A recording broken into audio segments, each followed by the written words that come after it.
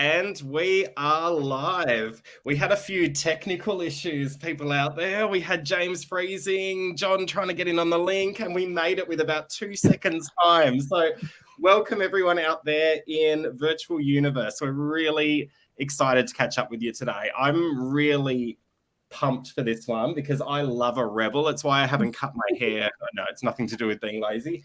Love a rebel. So this is going to be really, really fun.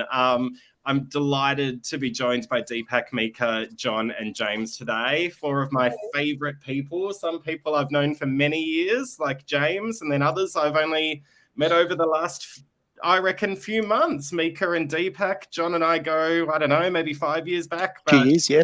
Yeah. Look, welcome everyone. So what we always do with our roundtables, we'll go around the room and we'll get everyone to introduce themselves and tell them a little bit about themselves, and then we're going to get rebellious. So let's start with you, Deepak. Tell us all about you. Who's Deepak Singh? Amazing, thank you. No pressure at all. So a bit, maybe in context to why we're here today. So I'm part of a company called the Dream Collective. And personally, I really believe that kindness, empathy, and meaningful connection deliver amazing outcomes.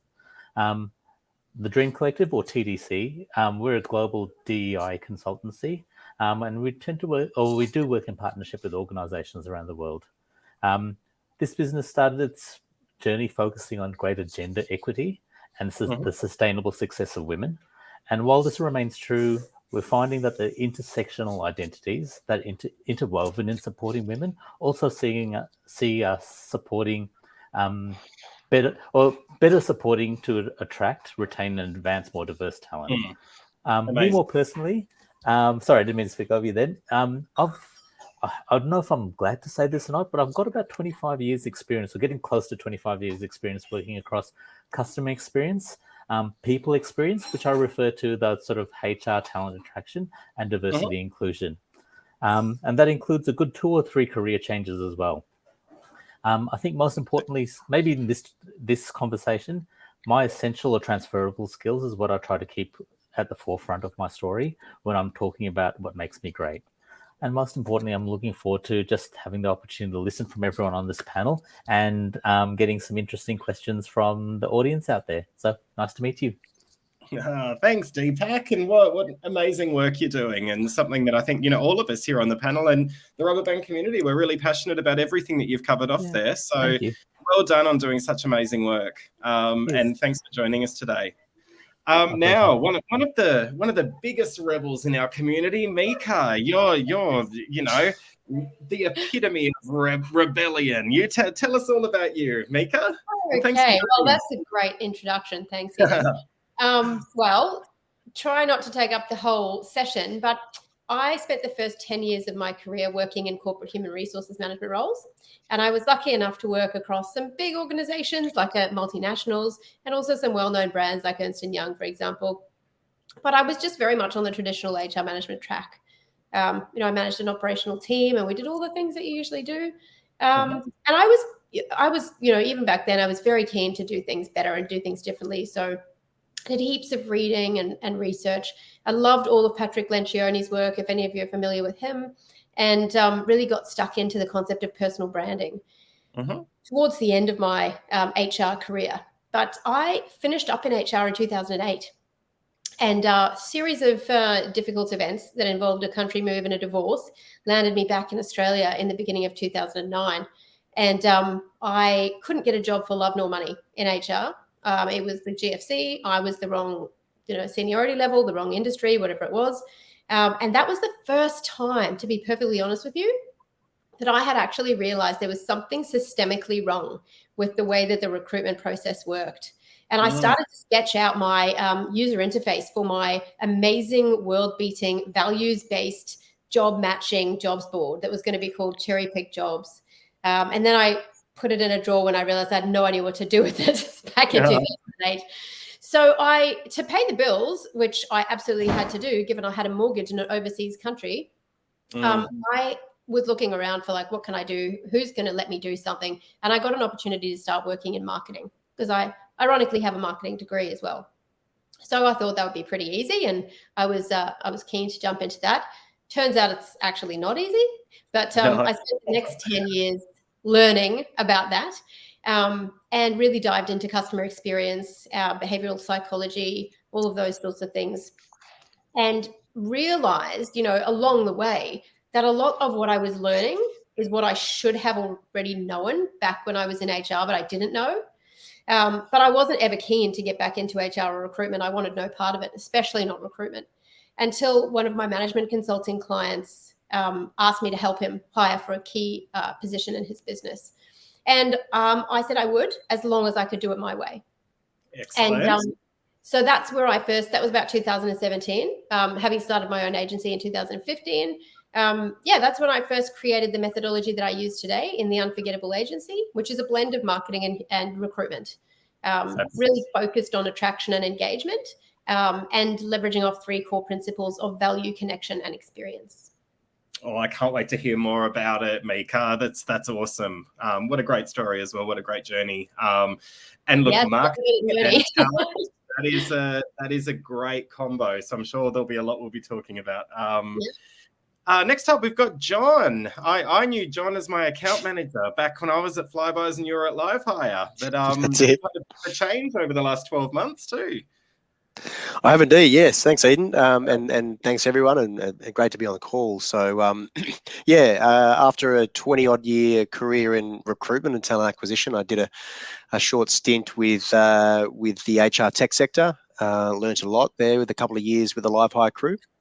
And now kind of been fortunate enough to be in my sort of dream position, which I thought I'd never eventuate into, which is a GM people role.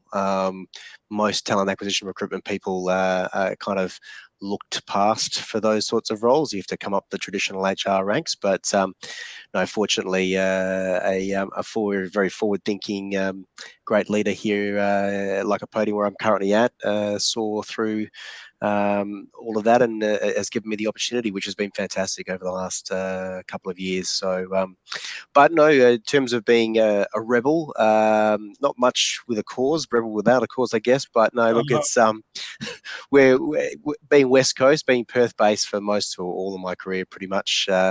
We're always rebellious over here on the West Coast versus all those professionals over there on the East Coast. So I thought it'd be a good mix to have some other perspectives to share. So here I am. Totally. And hey, I'll just add there, Jon, congratulations on your ITA award as well. The team at Like a Podium won Talent Team of the Year, was it? Talent Team of the Year for, corporate, yeah. Wow, amazing. Great. Yeah, congratulations. And good to... for a company with a rebellious spirit when it comes to talent acquisition. Great accolade. So well done. Thank you. Cheers. I'll do a little bit of a segue here with James. So James was a client of mine probably over 15 years ago. And I used to deliver balloons and vouchers for James. So, I was there in my little red van. James was there selling the vouchers, I think, and there you go. Now we're both in HR. What a coincidence. Welcome, James. It's about 16 years, because I was just thinking, I put my hands up. I was just sharing with the group before we started. I'm off to relocate to Bali tomorrow morning, indefinitely. Nice. And it's coming up for 16 years being in Australia, and I think I first met Eden, it would have been month 6 or 7.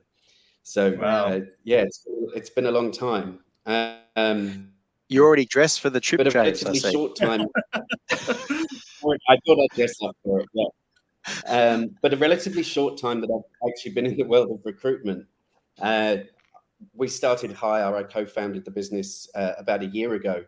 Before that, my background's generally a mix of kind of corporate sales and business development, but with a very strong interest in employee engagement and what I would describe as professional purpose, not just my own professional purpose, but trying to deeply understand why people bother coming to work or do the particular job is that they do. Outside of that, I'm a failed restaurateur and perpetual entrepreneur. And it was after a brief stint working as a sales director for a subsidiary of Seek, which we didn't quite see eye to eye on how recruitment should be being done or how jobs boards should work. And I ended up leaving, having a little bit of a break, and then after putting myself back onto the jobs market and complaining a lot to my network about how I was being categorized by jobs boards and treated by recruiters, a few people in my kind of HR world dared me to start a recruitment agency. And I reflected back, and I think every recruiter I've ever met during my career has offered me a job as a recruiter for them, and I'd always said no. Thinking that it was, if I'm honest, a little bit of a dirty world. I'd put recruiters into the same headspace as estate agents, or secondhand car salesmen, something like that. And I have learnt an awful lot over the last 12 months, but Hire, the business that we founded, is still really testing our methodologies, but we're mixing up AI, the automation of processes, and the early application of psychometrics, with a real purpose behind it of eliminating unconscious bias from the process, which is something that, with respect, I didn't see happening in the way jobs boards were working. Fair amount of lip service around it, but the reality was, or is, I think, that it's, that particular world is one that hasn't really evolved for the last 20 years, and is still serving up candidates the same way they've always been serving up candidates, with an allowance of unconscious bias throughout it. That's the space that we're playing in. It's very early days. We're still very much a startup. Well, congratulations on the startup, mate. And I'm sure it's going to be a huge success, because you're absolutely right. And it's rebels like yourselves that are going to, I guess, drive that change, and change some of that reputation, because people do still see recruiters as used car salesmen in some certain circles. So it's definitely out there, that perception. And I think, being able to look at things, making things fairer is really important. And that's what that's all about. So completely agree. So at a high level, I'm going to go around the table. What do you think it means to be a recruitment rebel? Deepak, what's a recruitment rebel? That is a really good question. I've been thinking about this a bit. And the conversation with Meqa before we started probably summed it up really well. It's doing sometimes the simple things really well. So for me, a recruitment rebel is owning and challenging the narrative. Our roles take a high level of skill, practice, learning, change, and flexibility to be great. It's a career where, I guess, long-term success comes from partnership and trust. It's not just something we do on the side or transactionally. So being a recruitment rebel is about breaking that mold and managing, leading, and partnering, especially with multiple stakeholders. It's about those real relationships. It's about being brave to challenge those preconceived thinkings. Simply put, this is not a transactional career or role. And not anyone can do this. And I could go to a few anecdotes, but I won't take up everyone's time. But for me, a recruitment rebel is really about owning and challenging the narrative. Amazing. Couldn't agree more, Deepak. What do you think, Meqa? Well, mine is pretty simple. Where things aren't working, you really have to be brave enough to ask why, and to really ask why, sometimes to ask the 5 whys, and to look outside of TA and recruitment for similar issues that you can find inspiration to fix. Because if you're constantly looking at the same thing through the same lens with the same set of tools and the same set of assumptions, you're going to come to the same conclusions and do more of the same thing, just slightly differently. So for me, it's about asking questions. And my big one is about being unreasonable. So when I say unreasonable, I don't mean like irrational, but when we tend to do things within the context of TA, reasonableness is a word that comes for me to encompass the approach that we take, which is like, well, we need to make sure it's scalable. We need to make sure it's efficient. We need to make sure it's fast. We need to make sure it's automated. We need to make sure it's, reasonable. But when you come in to realize that we're actually dealing with human beings and human beings' lives, and human beings are irrational, emotional creatures, you have to actually step out of that and find a way to connect with human beings, which is going to require sometimes you to be unreasonable. No, that's a good point. What I really liked about what you covered there as well, Meqa, I think that, and this is probably more beyond recruitment, I think it's HR, but we tend to be very internalized when we're looking at, if I know up until my most recent leader at Flybys, who was very creative, but up until then, whenever I would have an idea, my leader would say, where have you seen that happen before? Yeah. And I think that we tend to in HR follow the leader, or we tend to look at what everyone else is doing. So I think for me, that's a really great example of rebellion, because we do need to be more creative, and we do need to be looking at ideas that aren't necessarily ones that are happening in the UK or the US or with other organizations in Australia. So that really resonated with me. I'm always saying to people, just break the script. That's a main, just piece of advice. Yeah, totally. Well, what about you, Jon? What do you think in terms of being a recruitment rebel? What does it mean to you? I'm going to give you an example. Actually, I'm going to just dive straight in and just tell you one of my pet peeves. Look, rebel for me, it's about just challenging that status quo that the guys were alluding to there. It's about for me, over the 20 years, there's just a lot of recruiters out there that copy paste, right? It's a copy paste from what they've seen from either other recruiters or other experiences, and no one's challenging the status quo. No one's doing things differently. No one's daring to be different.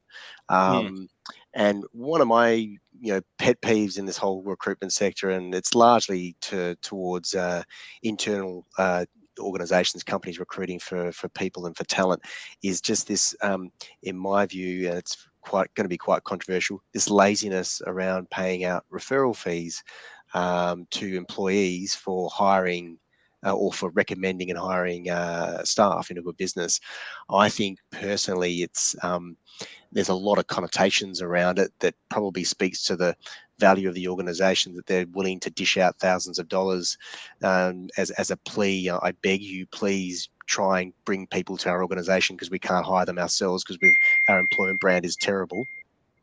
But also it just, I've worked for organizations that have done it, and I've worked for organizations that haven't, and the ones that haven't paid out a fee are typically the better organizations. They're typically the organizations with great employee values, a great employer brand, and they've worked hard to maintain that, where people are just willing to, and they've got great referral numbers, like quite higher than the highest referral numbers that I've ever seen in the employers that I've worked with in my career are the ones that haven't paid out the big bucks to their staff. Right. And so it's about then pushing back and challenging when you work in an organization like that, and then your leaders start to panic in a tight employment market, and they start to go, oh, we should be throwing out thousands of dollars now to people to bring them on board. I actually say, no, don't do that. You're going to completely destroy your employment brand. You've managed to go for X number of years without doing it, and you've got great numbers here and there.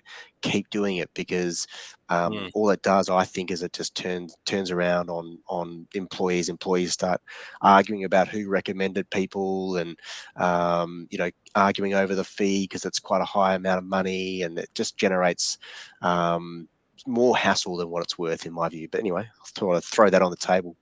No, it's good to throw things out there, mate. That's your rebellious streak. What's really interesting, you're talking about that kind of copy paste mentality, that autopilot. This is the recruitment methodology that we must follow. I always find it really interesting because we didn't go to university to study recruitment. We weren't told this is the way you must do it, as, like if we were studying brain surgery, right? Like none of us studied this. We all moved into HR and we learnt on the job. But for some reason, everyone's doing everything the same and people aren't challenging it. And it's just this ongoing hamster wheel of everyone following the same process. It's really, really interesting because I don't think anyone can even define, I guess, who developed this process. Where did it come from? Who invented it? It's really fascinating when you think about it. James, what do you think? What do you think? What makes a rebel? What does it mean to be a recruitment rebel? Well, the short version is that to be a rebel is to challenge the status quo. So echoing everything that everybody else has said, with the utmost of respect to those that have gone before in recruitment, it's about exploring better ways. And as I said, we're in startup mode at the moment, and so we've spent 6 months exploring specifically how successful video pre-screening can be, video is great.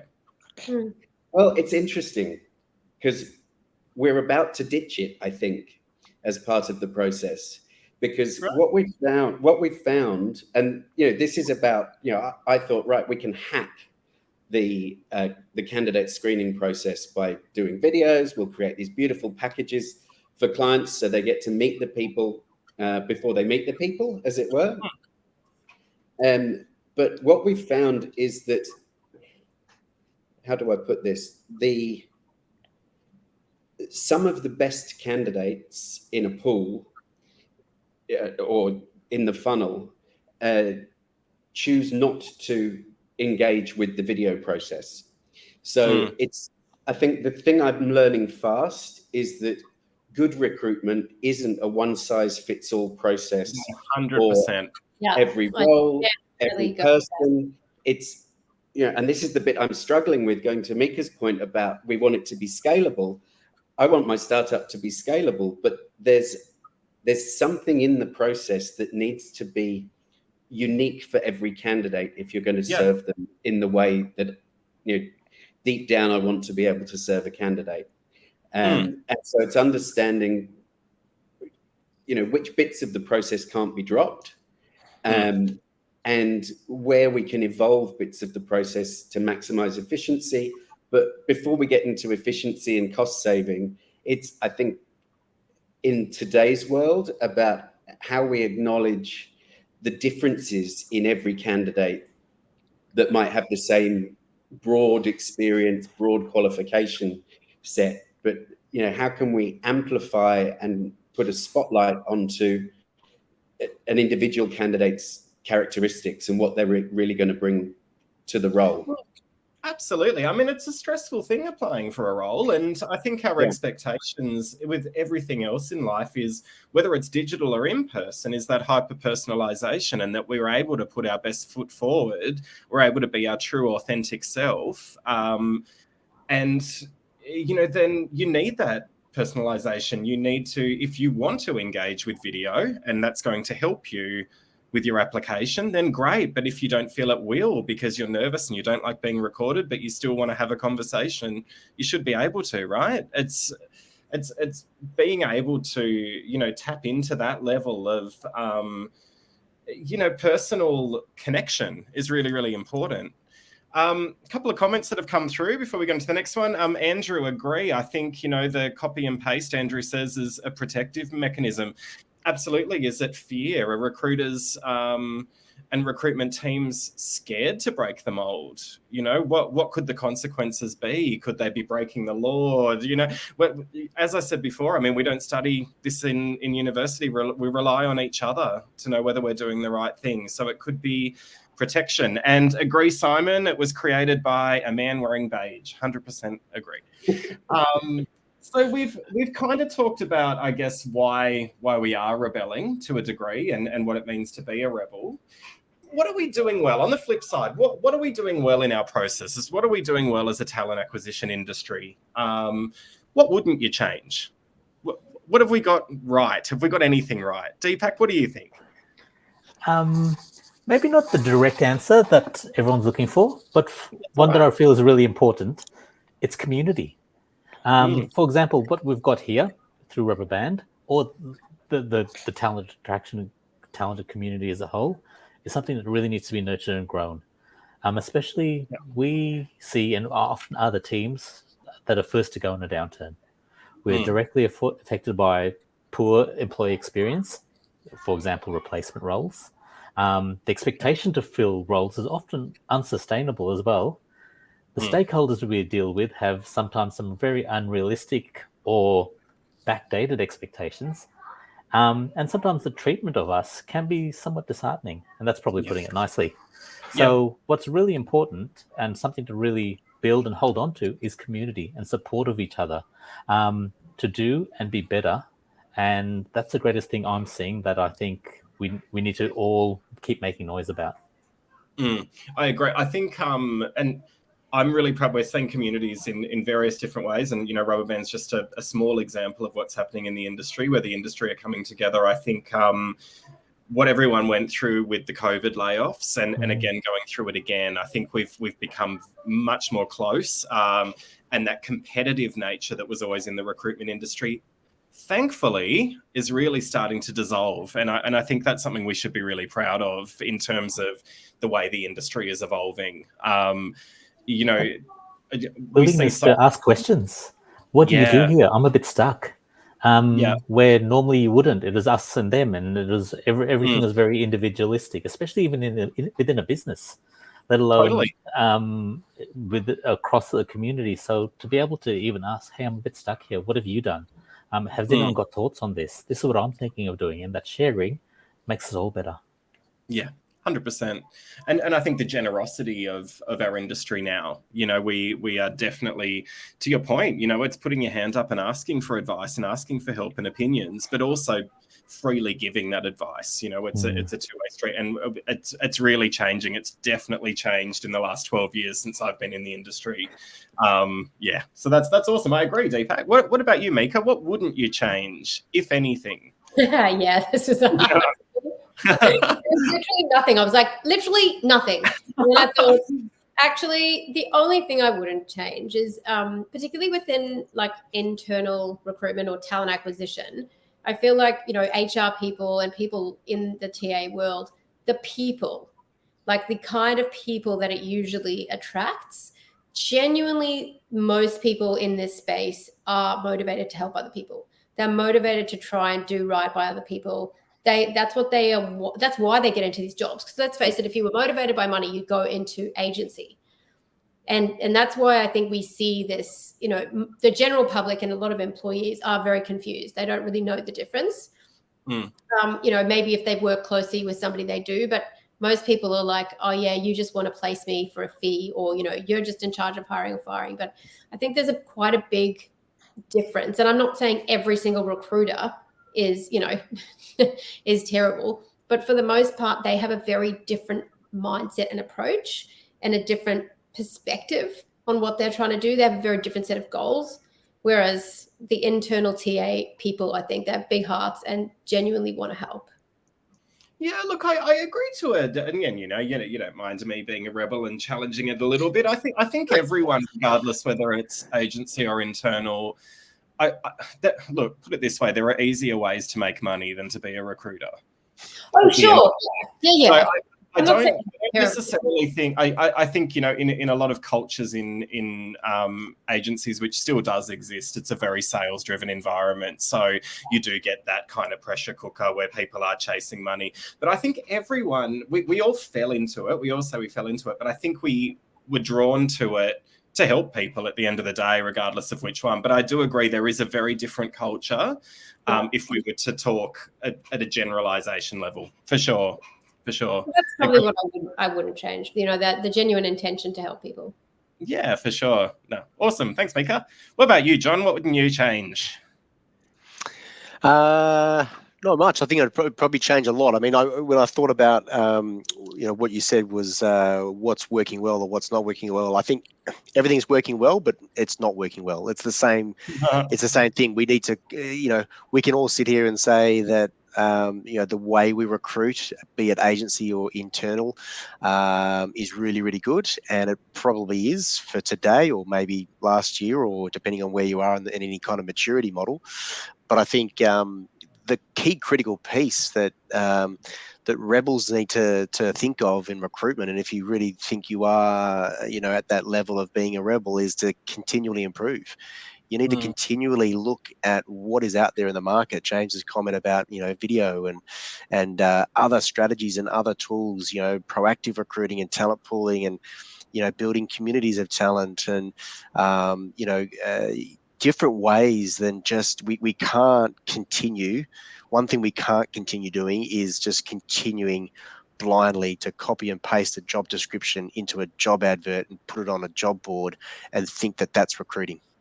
Yeah. Right. That's recruiting from 1990, 2000, when I first started even putting ads in newspapers. But, it's completely different, and it's ever evolving and it's ever changing. And the one thing I encourage everyone in teams that I work with is, keep educating yourself. It's a daily education. It's keeping up with what's the latest tech, what's the latest process, what's the latest strategy and initiative, and just continually improving.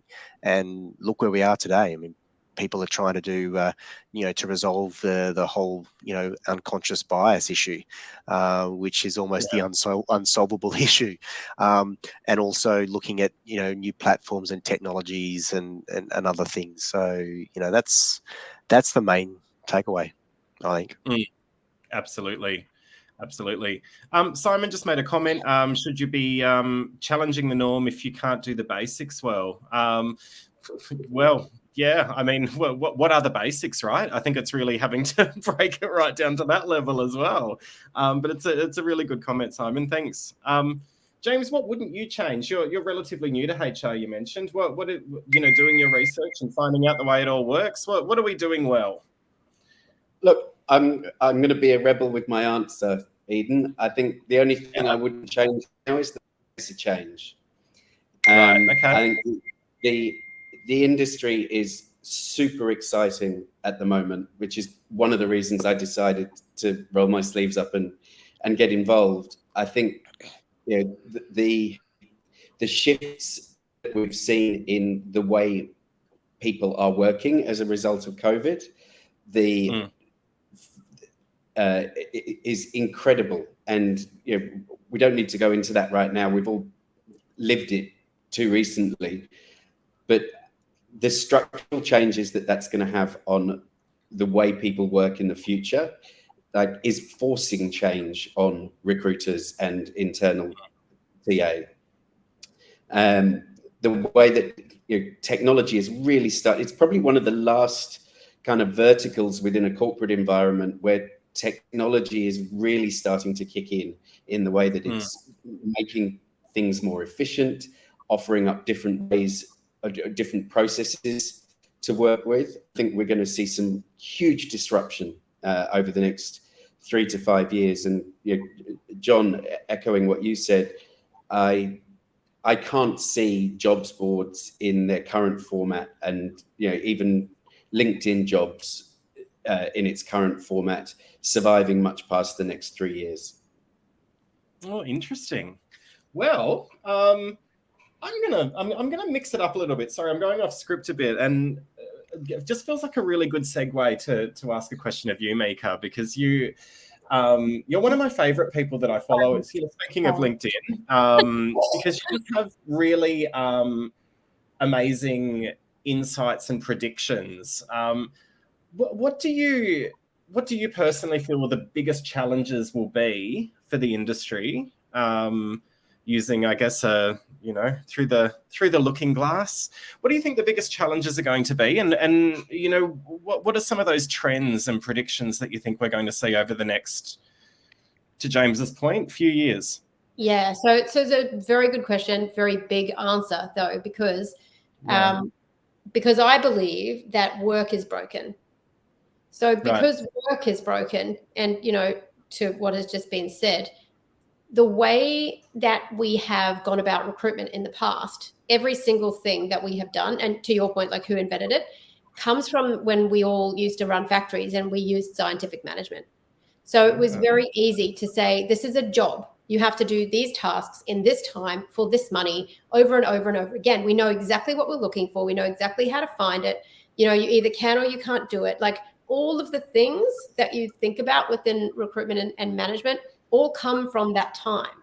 They've evolved to a certain extent, but we've really just kind of digitized like stuff that we used to do manually.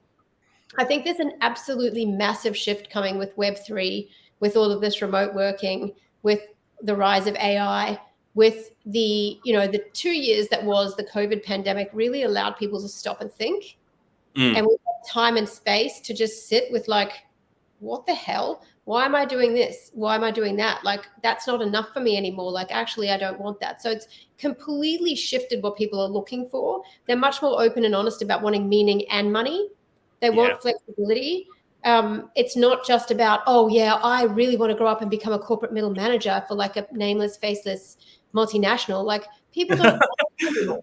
So the way that we used to go about selling it, and if you just look at Seek, for example, and I completely agree, I don't think they've got much, many years left in them in the current format. If you look at the way that job board is put together and how it operates, it is exactly like that. It's just like absolutely awful, soul-sucking. Like when I talk to HR people in conferences and things, I'm always like, so you guys realize that you need a glass of wine and like a therapist to sit down and scroll the ads, because it's like, I can do this. There's got to be a job out there for me somewhere that's not going to crush my soul. So we absolutely need to change. And I think the biggest shifts are going to be going back to basics, to Simon's question. And for me, I guess I see it very much through the lens of the methodology that I've created, which starts with perspective. So I think that organizations are going to have to go right back to basics and actually understand, how are human beings hardwired? What does that actually mean for work?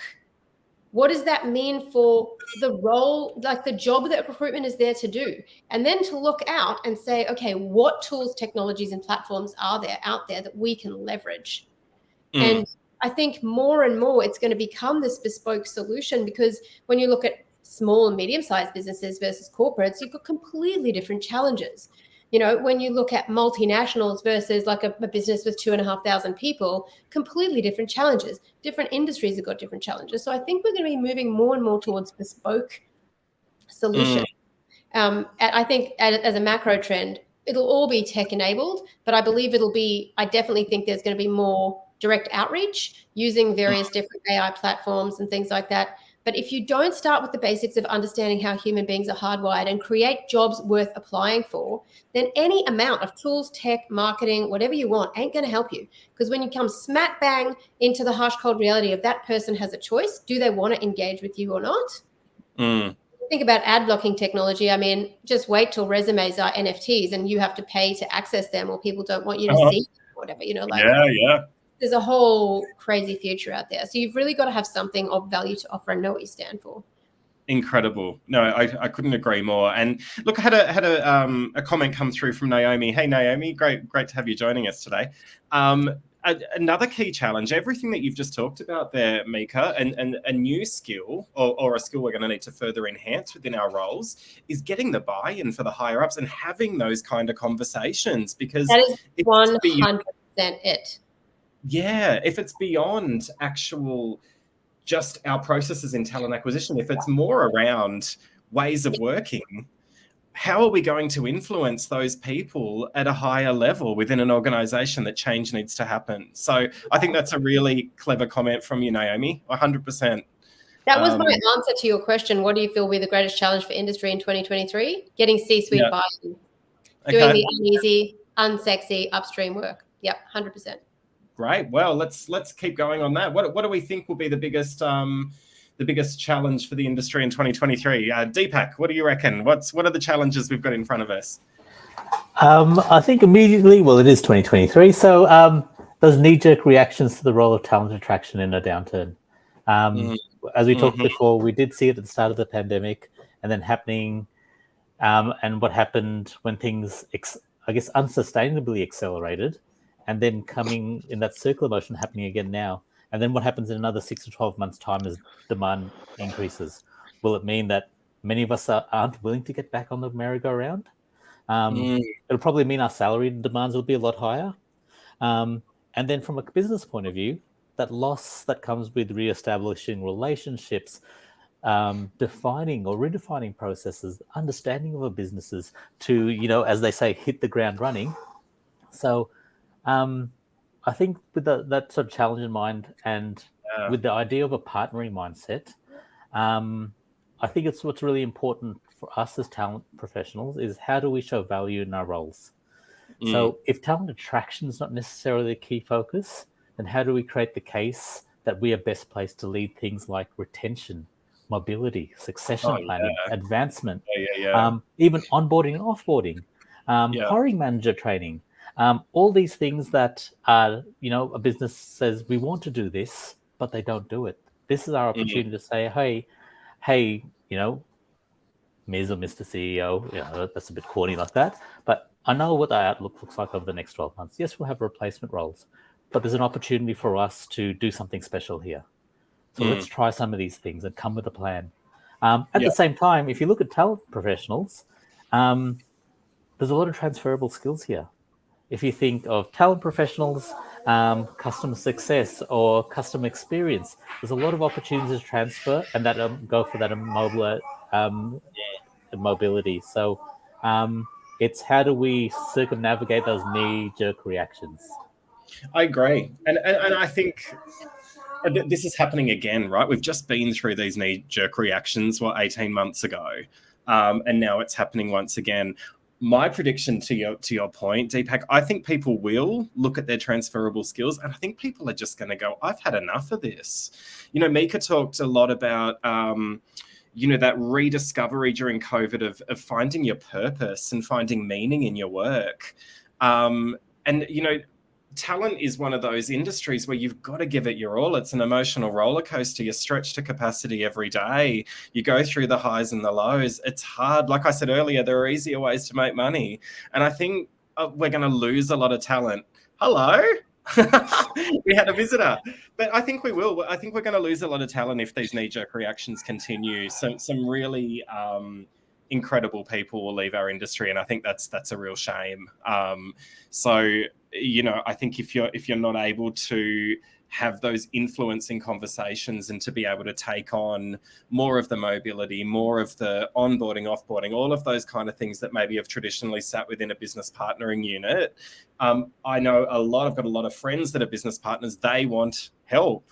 So we've got to get on board, right? And make it happen. Because I would hate for us to lose a lot of people through this process, and I think we will. Sorry, I'm going off on my own opinion as I always do. I try not to, but I always do. So, John, what are your predictions to be the greatest challenges for the industry this year? Well, I think probably just going off the back of that topic and expanding on it further, Eden, is talent acquisition's ability to influence not just the C-suite, but obviously their heads of HR and about the whole topic of total talent. And as Deepak was saying, the value that recruiters can bring to the table around not just talent attraction and talent acquisition, but talent retention and talent development, internal mobility, and that whole life cycle of an employee. It doesn't just stop at the offer acceptance stage, and those good recruiters in your organization have great skill sets. One of the things that I was always sort of challenged with, being sort of a head in the TA space and was influencing the HR leadership, and now that I am in the HR leadership, I'll just influence myself on the basis that TA is your most, I think personally, and it's probably a unconscious bias view, but it's your most valuable part of your HR function. When you actually look at it, and I'm not sort of trying to sort of downplay any other function of HR, but in terms of the value that a talent acquisition team, a good team, can bring to an organization in hiring top talent and convincing that top talent to come to your organization, not a competitor's organization, either be poaching that talent or looking at diverse talent and bringing different people with different thoughts into your organization and building out, you look, if a hiring team can, over the course of 5 years, bring in, say, 50% more, 50% of your new employees make up that new contingent of your workforce in say the next few years. That's your value as an organization, is your workforce, and that's what that recruitment team has delivered. And so I put it out there as a challenge to HR leadership to position their TA teams with their C-suite as, one of their most highly valued resources. Not to say you've got to then go out and pay them double the amount of money tomorrow, because we all know that's unsustainable. But using them to their best ability and using them in more than just a talent acquisition sense, and really trying to transition to a total talent model. 100%. And to stop this, hey, we're not going to be hiring everyone over the next 6 months due to an economic downturn. So we'll just let go of the recruitment team. No, it's crazy. No. It's absolutely crazy.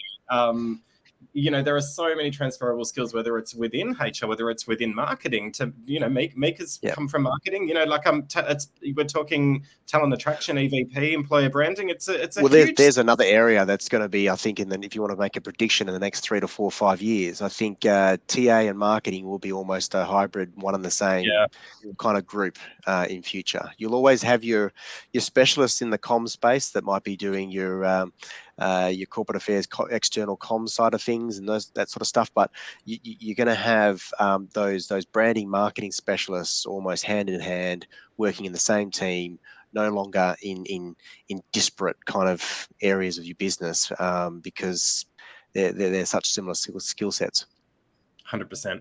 I agree. I think we will see the two either combine or get closer. People have predicted that for a little while, but I think it's really starting to come to light now. I agree, John. James, greatest challenges for the industry 2023. What's ahead?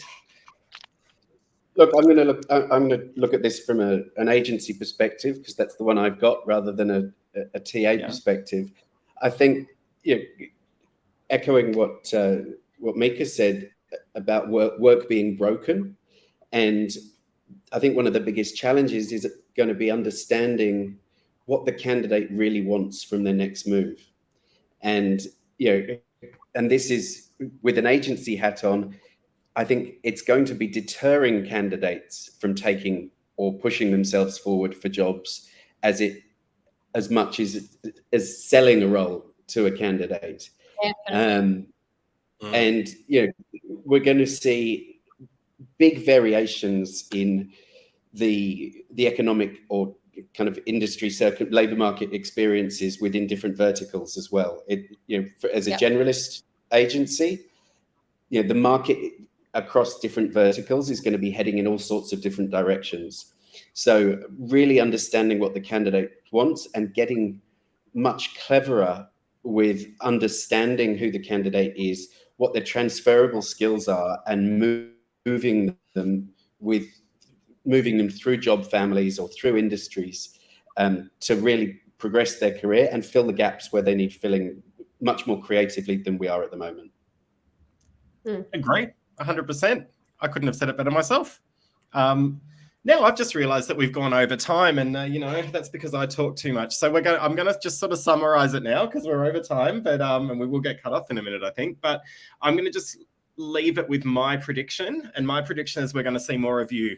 We're going to see more Deepaks, Meqas, James, Johns. We're going to see more rebels, and the reason I think we're going to see more rebels is because over the last couple of years, so many people in talent acquisition and recruitment have gone through a terrible process themselves, and they're disheartened and they're really pissed off in how it feels to apply for a job. So TA leaders have gone through it. They've seen how broken it is, and I think we're going to see more rebels. And to me, that's something to celebrate. So that is, I'm going to predict when we look back in 12 months to 2 years, it is going to be something we're going to celebrate. So hope you all agree. And thank you, our panel of rebels. I'll just call out registrations for the Bounce event. Both Deepak and Meqa are keynote speakers for, so please do send your registrations in. That is rubberband.com.au/bounce, 7th and 9th of March. But thank you so much. This was such a great conversation. We could have kept going for another couple of hours, I think, and maybe we will. We'll regroup a bit later. James, good luck with the move. John, enjoy Perth, Meqa, Deepak, everyone. Keep rebelling. Love your work. Thanks, everyone. Thanks for joining us. Thanks, everyone. Cheers.